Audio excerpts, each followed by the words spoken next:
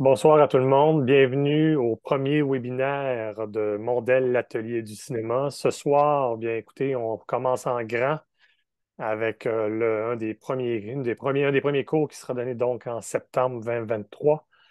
Donc, qui porte sur l'assistant au directeur des lieux de tournage. Un métier passionnant, donc qui est resplendissant et qui vous permettra de découvrir toutes sortes de nouvelles idées ou du moins une nouvelle proposition de travail dans la vie.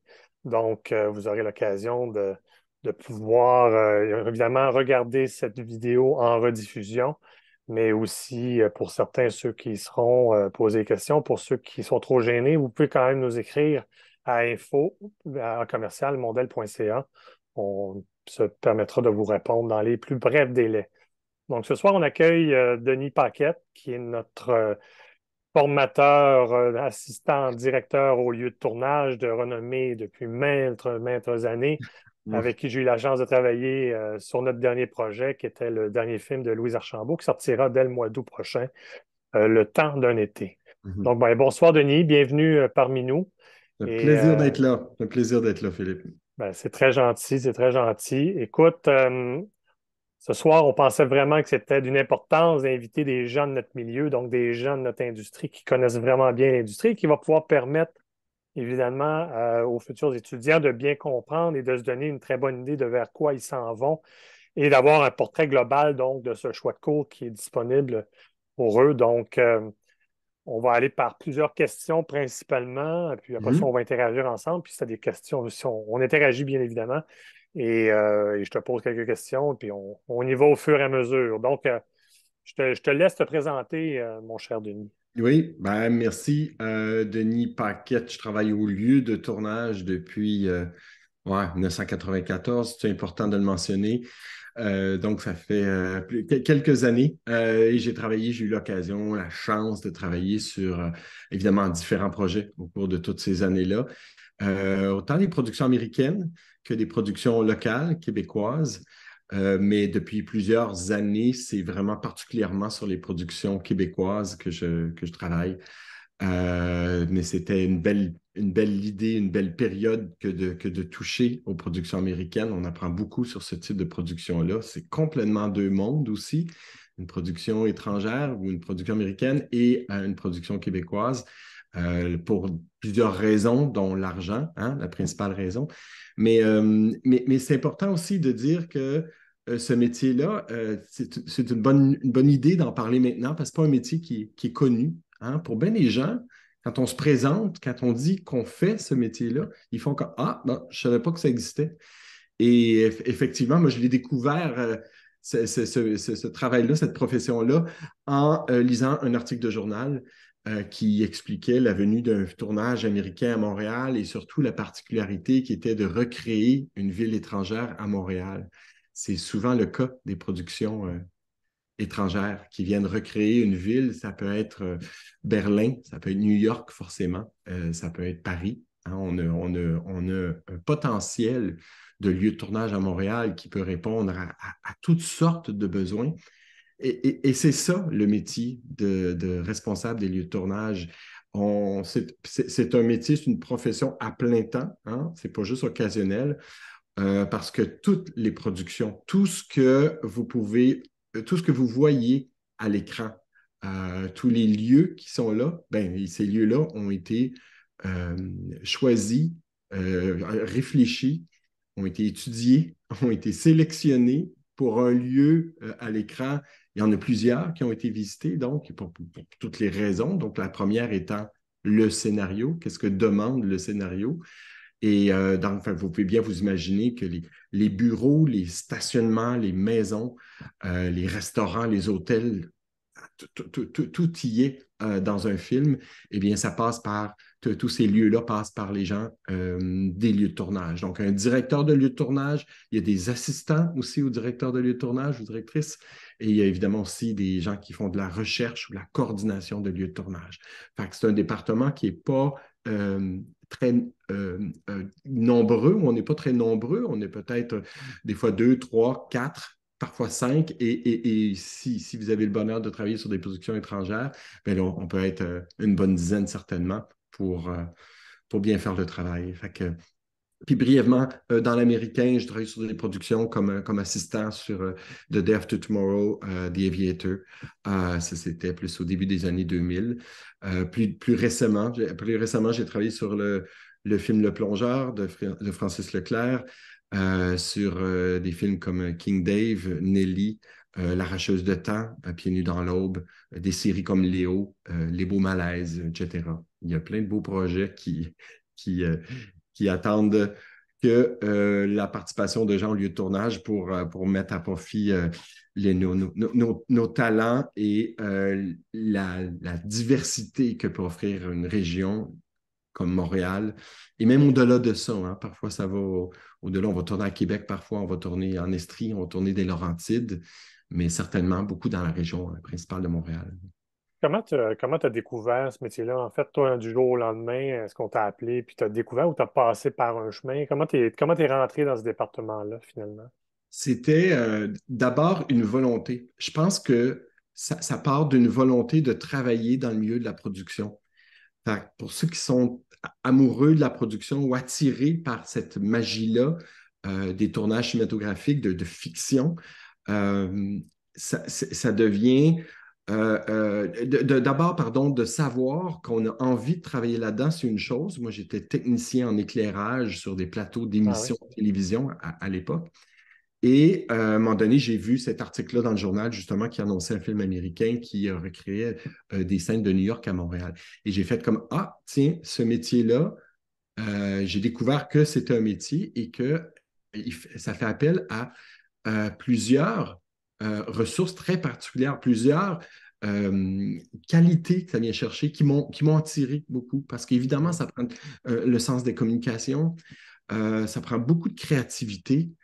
Et on est au cœur de la production, de la création. C'est-à-dire que dès le début d'un projet de tournage, on est appelé à intervenir à lire le scénario et avoir des échanges fascinants avec les auteurs, avec le réalisateur, avec le concepteur visuel, directrice artistique, avec la direction de production. Fait qu'on fait partie du noyau de base, du noyau initial, du noyau créateur de ce qui Oui. deviendra un film ou une série télé.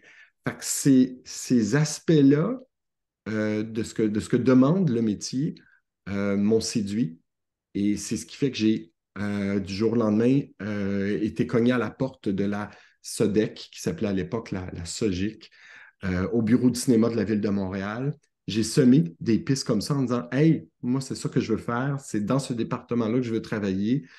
Et j'ai été engagé sur une publicité par un bouche à oreille. J'ai travaillé avec Céline Daigneault à l'époque, qui était une directrice de lieu de tournage Mhm. qui errait beaucoup des hautes sphères là, de production américaine, entre autres, Oui. de séries télé. Fait que c'est un peu par le bouche à oreille, c'est de se faire voir, c'est de se faire connaître auprès des productions cinématographiques, télévisuelles. C'est un chemin qui n'est pas donné, qui n'est pas tracé d'avance. C'est pas comme on va à l'université, puis on sort de là, puis automatiquement, on a un passe-partout pour travailler en production. Dans mon cas, ce fut des études en cinéma à l'Université de Montréal, des études au baccalauréat en communication à l'UQAM aussi. Mhm. Tout ça fait en sorte que tu sors de là en disant, j'aime ce milieu, je veux continuer là-dedans. Et bien, par la suite aussi, avec des écoles d'enseignement comme celle-ci, comme Mondel, ben, ça peut juste aider à nous faire voir et forcément d'apprendre toute la matière de ce que c'est le département des lieux de tournage et tous les autres départements d'ailleurs qui sont présentés au sein de l'institution. Là. Voilà. Parfait. Et toi, bon, je remonte à quelques années quand même, mais Mhm. du moment que tu as rentré dans ce milieu-là, que tu as rencontré des directeurs de lieux de tournage qui s'appelaient à l'époque les régisseurs extérieurs, Mhm. euh, comment tes premiers jours, te souviens-tu un peu de tes premières impressions? Comment tu te situais? Est-ce que, évidemment, on n'avait pas d'école à cette époque-là, on n'avait pas de centre de formation. L'apprentissage du métier, évidemment, j'imagine que c'est beaucoup par la curiosité que tu l'établis principalement parce qu'évidemment, quelqu'un qui travaille au lieu de tournage doit trouver des lieux qui sont expressément faits pour le scénario.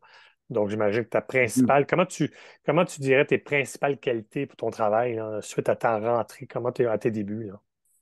Je dirais, le premier défi, c'est parce on est envoyé, on commence certainement comme recherchiste.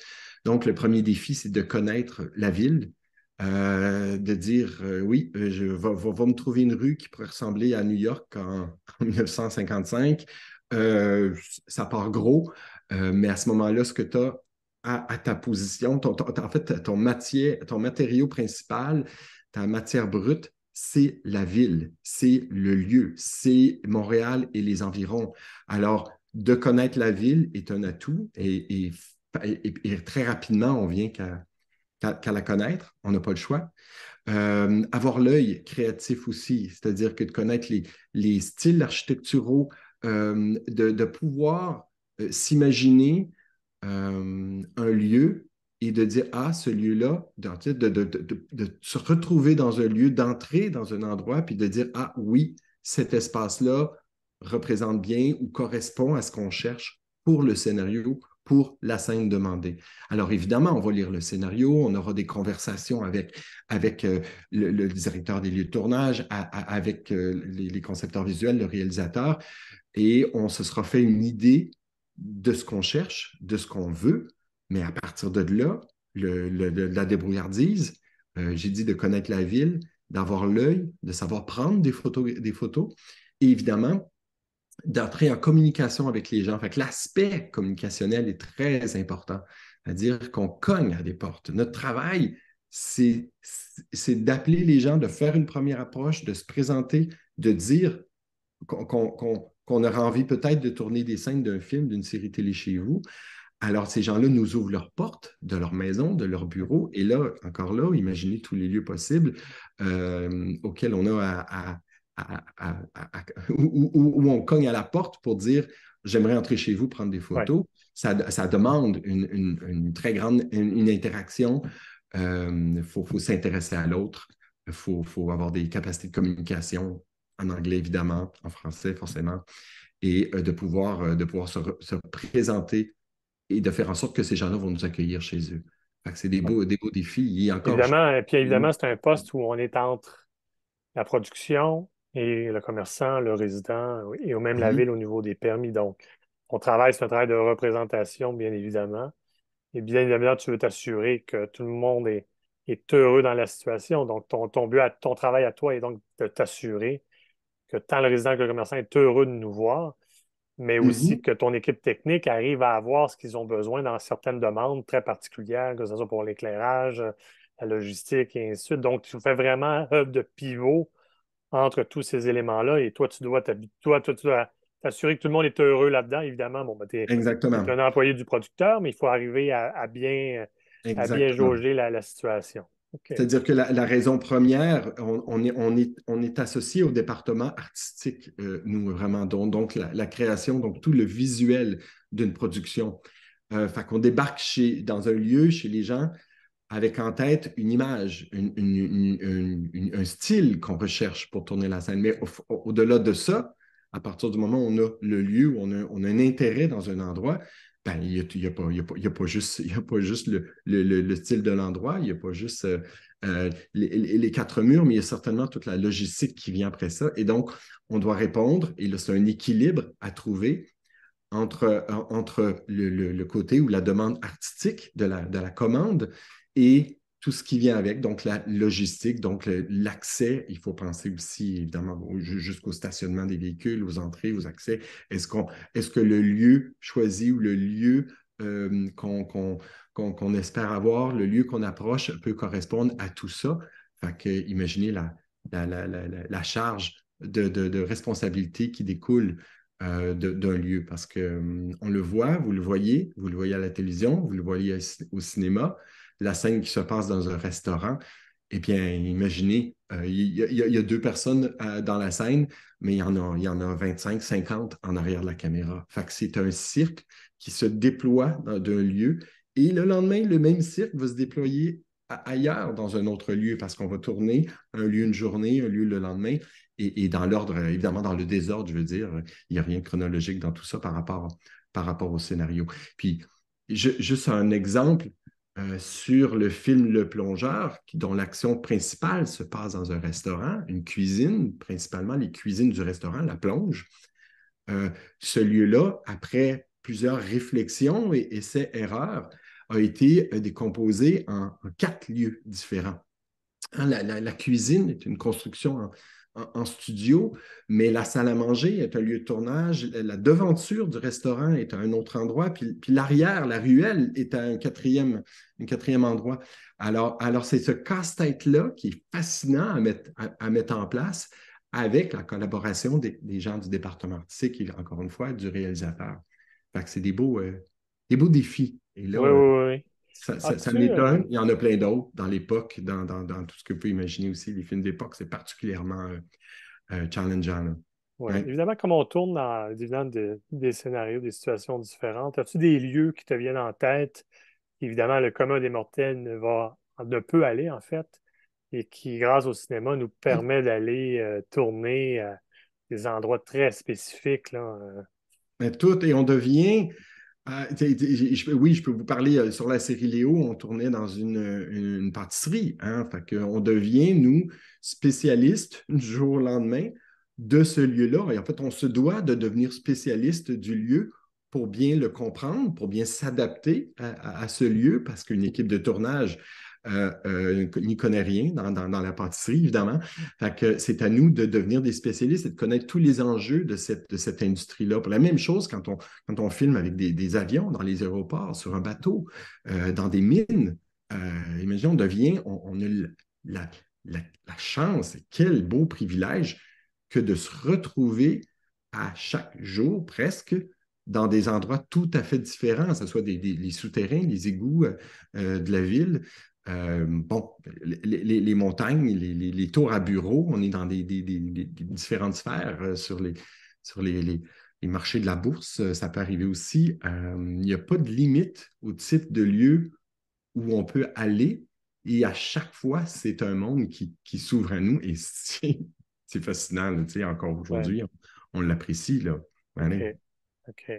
Moi, je me souviens d'avoir tourné dans des endroits très spécifiques, un peu comme la morgue de Montréal, où évidemment Mm, très peu de gens ne peuvent y aller, d'avoir été mm, tourné, évidemment les tournages en forêt, qui est une autre logistique complètement différente là, que de mm, tourner à Montréal, où on rebâtit complètement un village ou des maisons, que ce soit sur des tournages comme Maria Chapdelaine ou des films d'un peu plus d'époque. Je me mm, souviens avoir mm. tourné aussi une publicité dans les Rocheuses à 8000 pieds pour pouvoir faire une pub Ah. de voiture. Évidemment, c'est des moments qui sont toujours agréables et qui nous font sortir des sentiers battus. Évidemment qu'on est tourné dans les aqueducs de Montréal, dans des endroits un peu plus spécifiques, Mhm, ou même mhm. des tours, même tourner sur des toits des gros édifices. Tu en as sûrement fait, hein, tu sais, tourner Oui. sur un édifice à 40 étages. C'est toujours impressionnant pour une équipe de pouvoir monter là et d'y avoir accès. Donc ça, c'est toujours assez impressionnant, je dirais. C'est très stimulant et c'est des défis. Puis je dirais même, oui, ces exemples-là, tourner sur le bord du fleuve ou aller en région ou aller dans le Grand Nord, c'est très excitant, c'est très stimulant. Mais aussi, juste de filmer chez les gens, parce qu'on tourne dans des maisons, on tourne chez les gens, on cogne à leur porte, Hum, on devient très près d'eux. Même chacune de ces rencontres-là chez les résidents devient des rencontres uniques. Et parfois, même, il y a des liens qui naissent de ça. Il y a des liens d'amitié qui sont créés à travers tous ces endroits chez qui on est tourné, parce que les gens nous ouvrent carrément leur maison, leur demeure, leur jardin secret.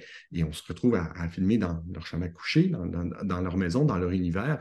Fait que même dans chacun de ces rapports-là sociaux, c'est très stimulant et c'est très enrichissant de connaître tout ça. Il y a pas beaucoup de métiers non. dans lesquels on peut avoir ces privilèges-là. Là. Pour les Vraiment pas. gens qui s'ajoutent à la conversation, donc on est avec Denis Paquette, directeur des lieux de tournage. Mon nom est Philippe Montel, je suis le directeur général de Mondel. Donc on poursuit la conversation. Euh, ce qui m'intéresse toujours de comprendre un petit peu plus, c'est, bon, on a parlé de certaines anecdotes, les métiers. Mhm. L'évolution, à toi vis-à-vis, là, mais évidemment, tu as commencé en 94, évidemment, le métier a évolué. Dans ton métier de tous les jours, comment tu vois l'évolution de ton travail? Comment tu as vu que ça a évolué? Est-ce que ça a évolué pour le mieux, pour le pire, ou complètement différent et les deux étaient tout aussi bons? Comment tu vois cette... C'est important oui, de nuancer justement les forces. Ce qui a fait en sorte que notre métier a connu un essor assez important, surtout, bon, évidemment, dans les dernières années. Il y a eu la multiplication des plateformes. Hein. Vous le savez, Ouais. là, tous les Netflix de ce monde, les plateformes web, entre autres, Mhm. les Américains qui profitent du dollar, du taux du dollar Taux de qui est change. avantageux, le taux de change exactement. Donc, ça va et ça vient. Mais la fin, certainement, aussi des téléromans. Il y a été une époque où les téléromans se tournaient presque tous en studio. Maintenant, on les fait dans les lieux de tournage. On a aussi des séries annuelles, des séries à 4 jours semaine, comme l'était District 31, comme l'était. Donc, on produit beaucoup au Québec. On produit beaucoup plus. Ce qui est très stimulant encore là, mais le danger de ça, ou la façon dont notre travail a évolué, c'est que le matériau de base, le matériau brut que sont les lieux de tournage, lui ne change pas beaucoup. C'est-à-dire on pourrait aller jusqu'à un peu se piler ses pieds sur des tournages, et ça, c'est un défi pour notre département qui est de plus grande importance pour s'assurer de la pérennité des lieux de tournage. Les équipes viennent et repartent. C'est important quand on quitte un lieu de tournage de rien laisser derrière nous. Hein. C'est important aussi de façon à ce que, les gens soient satisfaits forcément, ça va de soi, mais de façon aussi à ce qu'une autre équipe puisse profiter de ce même lieu-là ou de ce même quartier-là. Fait que la multiplication des tournages a amené cette espèce c'est un enjeu, c'est un petit peu un terrain minier qu'il faut, auquel il faut accorder beaucoup d'importance pour s'assurer que tout se passe selon les normes et qu'on ne perde pas ce matériau brut-là qu'on a, que sont les lieux de tournage. Parce que si toutes les municipalités refusaient les tournages, bon, on aurait un problème. Comprenez? Évidemment, j'imagine que chaque municipalité a ses contraintes. Plusieurs ont des règlements plus serrés que certains. Mhm. Dans la vie de tous les jours, maintenant, évidemment, tu en parlais un petit peu avec la multiplication des productions. Évidemment, j'ai l'impression que ça se complique des fois un petit peu plus au Mhm. niveau du Mhm. choix de lieu de tournage. Comment tu fais ton travail à partir de donc tu travailles avec les autres équipes de lieu de tournage qui pourraient être un peu plus proches, les gens de logistique.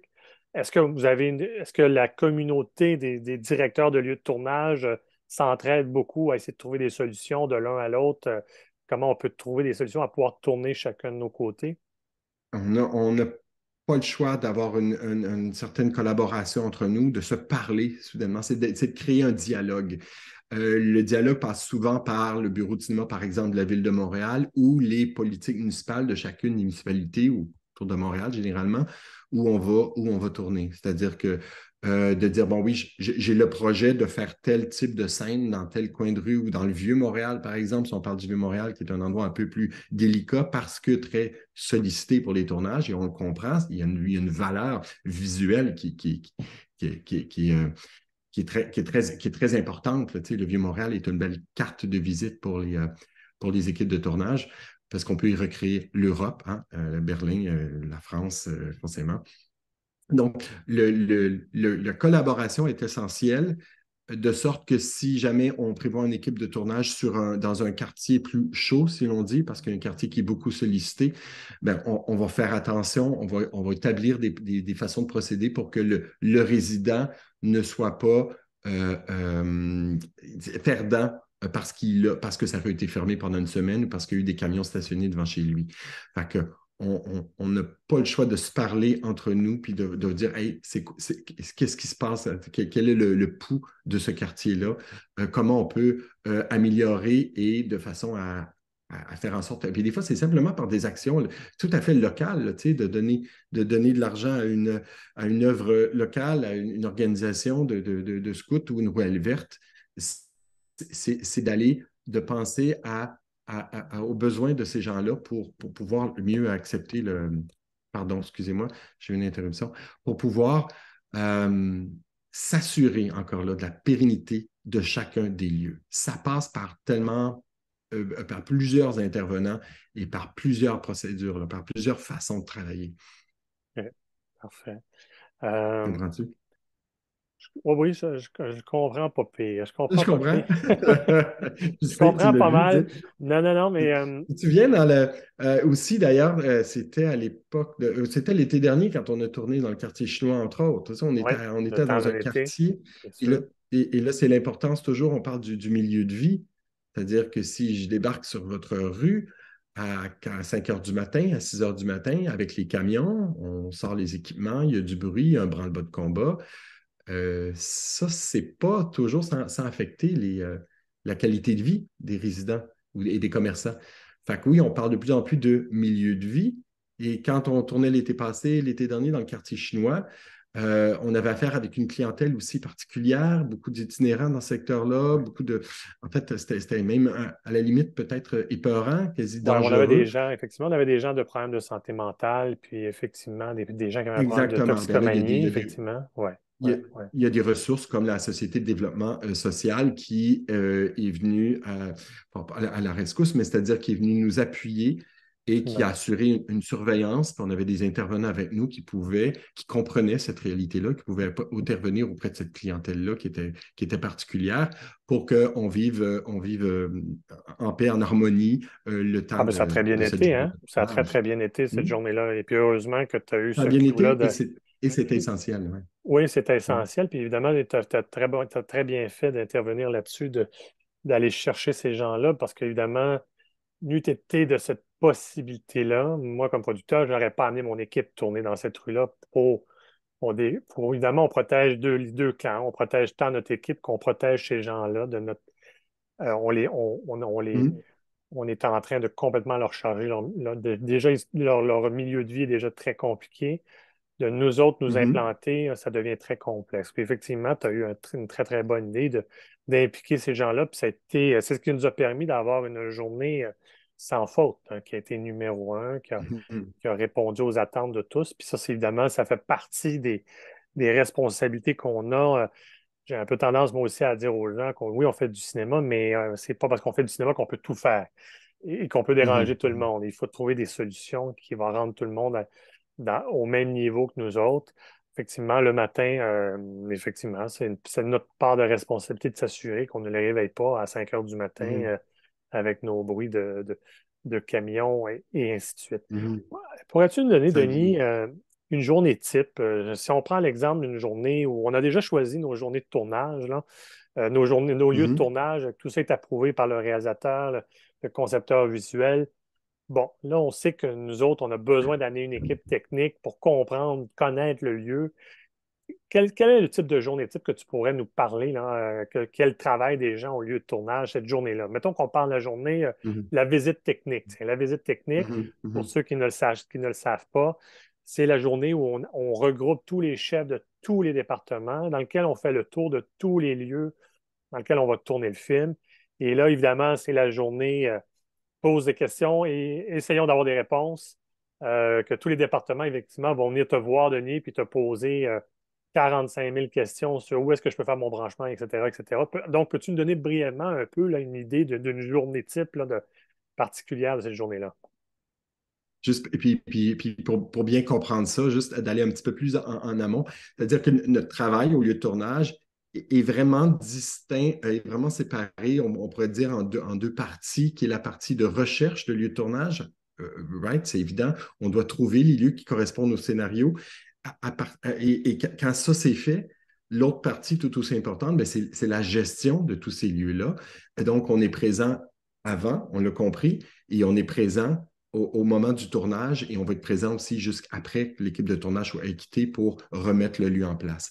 Fait que donc, quand le tournage approche, on tombe dans une phase, on arrive dans une phase qui est organisationnelle, qui est de faire, comme tu expliques, les visites techniques. on va faire le film ou la série télé en quelques jours, en accéléré, en visitant chacun des lieux, en expliquant tout ce qu'on va faire. Et là, notre travail devient un travail de coordination des demandes de tous les départements. Et les exemples les plus importants de ça viennent souvent du département artistique, entre autres, où on fait un film d'époque, par exemple, ben, il va y avoir des interventions, faut enlever le mobilier urbain, il faut faire des demandes d'éteindre des lampadaires aussi pour le département de l'éclairage. Il va falloir s'assurer qu'on ait une salle louée à proximité du lieu de tournage pour y installer les figurants en attente ou pour nourrir l'équipe de tournage.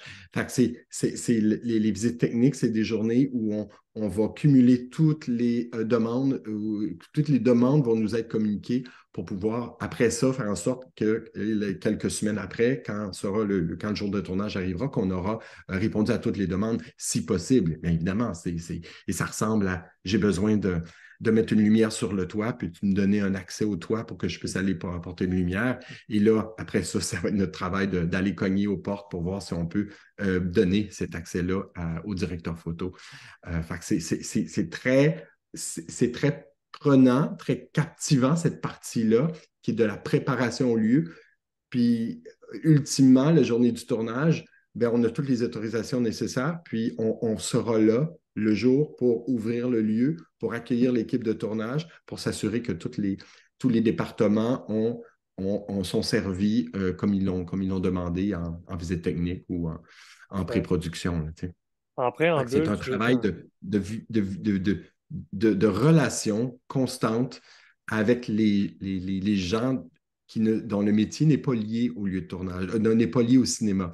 Donc, notre travail, ça va être d'intervenir auprès des voisins, de la municipalité et d'intervenir après tous les gens qui ne sont pas liés à l'équipe de tournage. Ça, Parfait. c'est des rencontres tout aussi fascinantes là, sur le terrain. En Mm. préambule, tu nous parlais tout à l'heure que tu as effectivement touché évidemment la production étrangère, même si tu fais beaucoup plus de production québécoise. Est-ce que dans Mhm. ton cadre de travail, y a-t-il des différences? Y a-t-il des choses qui sont un peu que tu vas faire en américain que tu ne ferais pas en québécois et inversement? C'est quelque chose qui te vient en tête ou c'est globalement, c'est quand même assez pas mal le même boulot, là? C'est le même travail, c'est de la recherche de lieux de tournage, c'est d'organiser ce lieu-là, puis de le gérer pour que ça se passe bien. Fait que la définition du travail est la même, que ce soit en production américaine ou en production québécoise. Par contre, le processus va être différent. Il va être certainement, l'argent fait une bonne différence, donc on va être à plus petite équipe, c'est plus intime, si je dirais, puis on va essayer de trouver des solutions à des problèmes qui pourraient, dans d'autres cas, se régler par un surplus d'argent qu'on n'a Mhm. pas. Fait Ouais. qu'on va essayer de trouver des problèmes plus créatifs. Puis souvent, ça va simplement se définir par rassembler plusieurs lieux dans un même endroit, autrement dit. C'est-à-dire qu'on va essayer de trouver des lieux de tournage où on va pouvoir y filmer plusieurs scènes qui correspondent à différents lieux de tournage, mais qu'on va essayer de regrouper dans un même lieu. Alors, l'approche, la mécanique, le casse-tête va être un peu plus laborieux à mettre en place sur une production québécoise que sur une production américaine. Cela dit, c'est tout plein de nuances. Parce que c'est pas parce non plus qu'une production américaine a beaucoup d'argent, par exemple, que ça va tout régler ou que ça ne créera pas d'autres difficultés. Là. OK, parfait. Ben, je vois qu'on a des gens qui se sont ajoutés. Vraiment désolé du problème technique qu'on a eu. Par contre, sachez que ce webinaire-là est enregistré. Donc, OK, parfait. vous pourrez le réécouter en Ah ouais. entièreté tout de suite après. On est OK, vraiment ben merci. désolé. Mais vous allez quand même pouvoir, je vous permets quand même, on va passer, on a quand même fait le tour, on va quand même passer à la période de questions. Je sais que vous êtes arrivé un Mhm. petit peu vers la fin, mais si vous avez des questions que vous avez déjà en tête et qu'on a peut-être déjà répondu, ça va nous faire plaisir de vous les répondre présentement. Sinon, suite au visionnement que vous aurez revu, ben, n'hésitez pas à nous réécrire ou nous téléphoner. On se permettra de quand même vous y répondre d'une manière possible, là. Moi, je viens d'arriver, alors j'ai pas du tout entendu, j'ai peu pu me connecter avant. Alors, je viens de recevoir le courriel d'ajustement. Mhm. Alors, je ne sais pas si mon son est bon, là, Oui, on mais vous entend très bien. donc je vais écouter la rediffusion. Parfait. J'ai quand même une question, vu que vous travaillez pour Mondel. Je vois que vous ne donnez pas de cours de prise de son. Non, pour la prise de son, présentement, on ne l'a pas parce que la demande au niveau du son n'est pas aussi élevée que les autres départements où il y a une demande beaucoup plus accrue dans l'industrie présente. OK. J'étais surpris. Parce que moi, je suis preneur de son, entre autres, là. Oui, oui. Il en manque tout le temps là.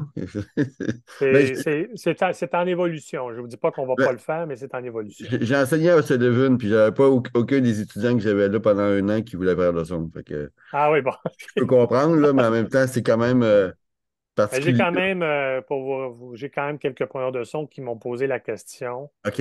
Donc, Comme j'ai un peu tendance à leur expliquer sur un film, ils sont généralement deux personnes au son. Donc, en étant le preneur de son et le perchiste. Donc, c'est pour ça ouais, qu'on n'a souvent, pas, ouais, ouais, on n'a pas ça dépend de la évolué. grosseur du film, là. C'est ça, exactement. OK. Désolé, c'est Euh, hors sujet, mais j'étais curieux. Parfait. Mhm. Euh, j'ai une question ici de M. Cyr. Si vous voulez parler au micro, vous ne vous gênez pas, M. Cyr. Donc, je te réponds à la question, Denis. Donc, j'ai choisi les lieux de tournage qui est la personne qui a le mot final pour choisir les lieux. C'est forcément, c'est une décision d'équipe parce que c'est un projet de création, puis il n'y a pas juste un créateur. Mais si j'avais à répondre au final, c'est vraiment le réalisateur qui va décider que celui-là lui plaît ou non parce qu'il peut imaginer sa scène. Mais avant d'en arriver là, il y aura eu, il y aura eu des communications, il y aura eu des échanges d'intentions avec le réalisateur et le concepteur ou la conceptrice visuelle et même le directeur photo aussi, la personne responsable de Oui, la oui. caméra puis de Et même le l'éclairage. directeur de Ouais. production, Denis. Non, oublie-moi pas. Puis même le directeur de production, on a tendance à l'oublier, mais forcément, oui, ça fait Question, partie de la game. le Mais lieu de oui, c'est un concours de circonstances. C'est nous qui apportons le lieu, qui présentons le lieu à l'équipe de création, réalisateur, directeur artistique, et c'est eux qui vont faire la sélection, le choix final appartient principalement au réalisateur, à la réalisatrice. Est-ce que le producteur pourrait dire c'est trop coûteux ou il y a un problème financier lié à ça? Est-ce que c'est possible aussi que ça arrive, cette situation-là? Ah oui, ben oui, tout à fait. C'est-à-dire que forcément, on travaille avec un budget. On est obligé de respecter évidemment les normes. Là. C'est pas, en fait, c'est une importance capitale que de respecter un certain budget au moment où, et de le présenter. Normalement, quand on présente un lieu au réalisateur, au directeur artistique, on va avoir déjà une idée de ce qui pourrait coûter. Fait qu'on on va déjà avoir OK. considéré qu'on peut se le payer, forcément, c'est le même. Mais et puis des fois aussi, la scène va prendre de l'ampleur, puis tout d'un coup, c'est plus ce que c'était au départ. Fait qu'il est possible de finalement de dire, ben, écoutez, les amis, on s'en va dans la mauvaise direction, on dépense de l'argent qu'on n'a pas. Et ça fait mal parfois, mais on va le comprendre aussi, c'est une réalité.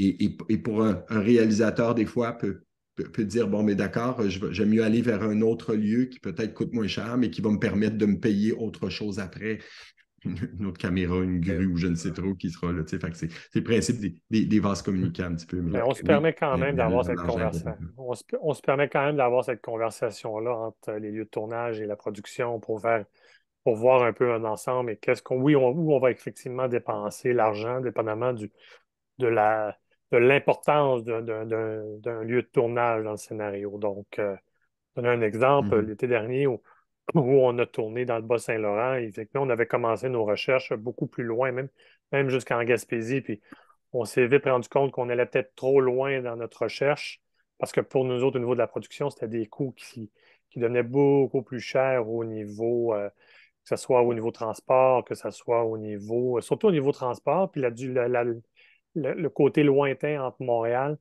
et Denis et son équipe ont su de façon à vite ramener le tout vers le Bas-Saint-Laurent qui nous amenait, au lieu de faire 10 à 12 heures de tour, nous emmenait à 5 ou 6 heures. Donc, c'était beaucoup plus raisonnable dans notre budget et ce qu'on nous avions étudié au Mhm. départ. Mhm. Parfait. Avez-vous d'autres prochaines questions?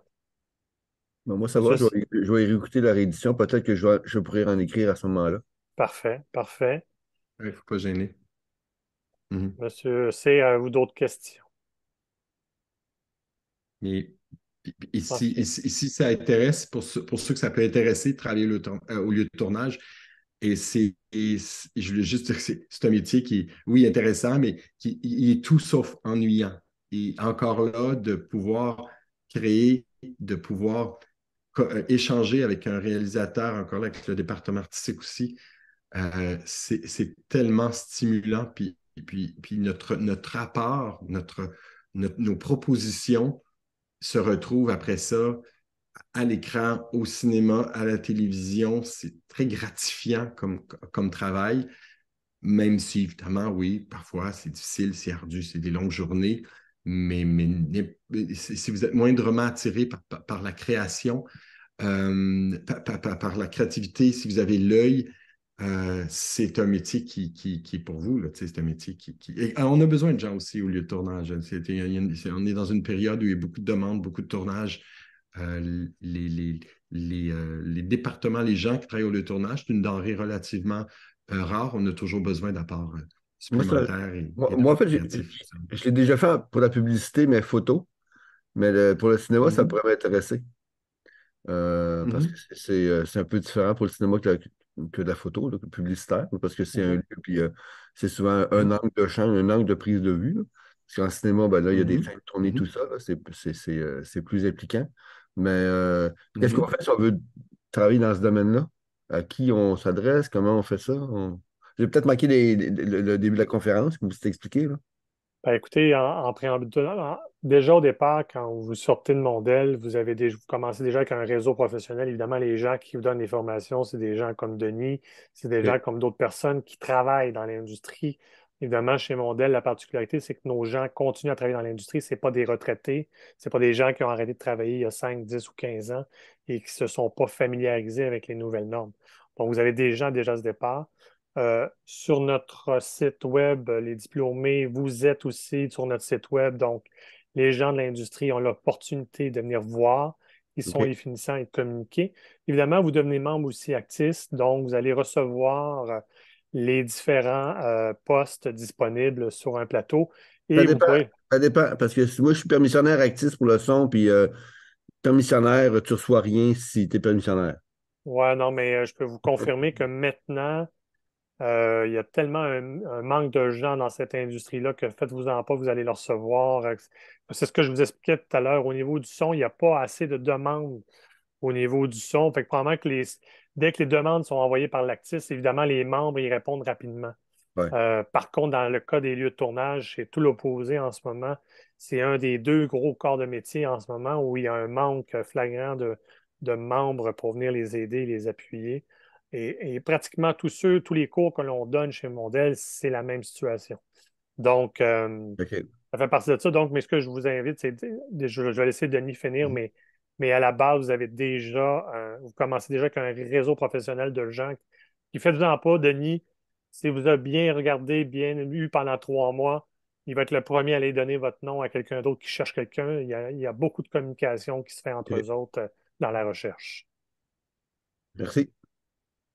Denis, si tu as ajouté Bien dit. quelque chose, gêne-toi pas, mais je pense que j'ai pas mal. Ça va, j'ai pas mal fait le tour. J'ai juste le goût encore de partager mon travail puis de le répandre et donner le goût aux gens de le faire parce que tu l'as dit, Philippe, non, c'est pas on n'est pas à la retraite, mais ça en Non, vient plus vite que pour d'autres. Hein? c'est relatif, on n'est pas obligé de On a l'apprendre. besoin de relève. On n'est pas obligé de l'apprendre, effectivement, c'est un bon point. Moi, On n'est pas personnellement, obligé de je vais l'apprendre. avoir 60, puis je vois pas quand je vais prendre la retraite dans le milieu où je suis, là, Parfait. alors, personnellement, je vais faire ça le plus longtemps que je peux le faire, là.